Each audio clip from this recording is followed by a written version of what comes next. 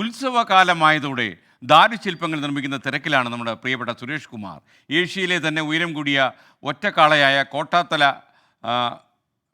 കതിരവൻ്റെ ശില്പിയാണ് സുരേഷ്. സംസ്ഥാനത്തെ വിവിധ ക്ഷേത്രങ്ങളിലേക്കുള്ള ദാരുശില്പങ്ങൾ ഇവിടെയാണ് ഒരുങ്ങുന്നത്.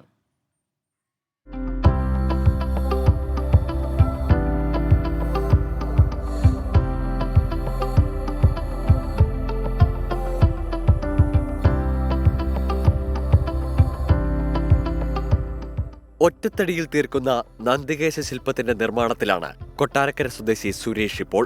വനത്തിൽ കാണപ്പെടുന്ന ഊറാവ് മരത്തിന്റെ തടിയിലാണ് നിർമ്മാണം. ക്ഷേത്ര ആറാട്ടുകൾക്ക് ഉപയോഗിക്കുന്ന 6 കാളയും എരുത്തിലും എടുപ്പുകുതിരകളുമെല്ലാം സുരേഷിന്റെ കയ്യിൽ ഭദ്രം. ഇങ്ങനെ ഈ ആർട്ട് വർക്കുകൾ ചെയ്തിട്ടുണ്ടെങ്കിൽ ഈ നെടുങ്കുതിര എന്ന് പറയുമ്പം ഒരു 50 അടി മേളിൽ വരും. 50 അടി മേളിൽ വരുന്ന ഒരു സംഭവമാണ്. അത് റിസ്കി വർക്കാണ്. അപ്പോൾ അത് ചലഞ്ച്, ഏറ്റവും വലിയൊരു ചലഞ്ചായിരുന്നത്. ഏകദേശം ഒരു 20-25 വർഷം കൊണ്ട് ഞാൻ ഈ മേഖലയിലുണ്ട്.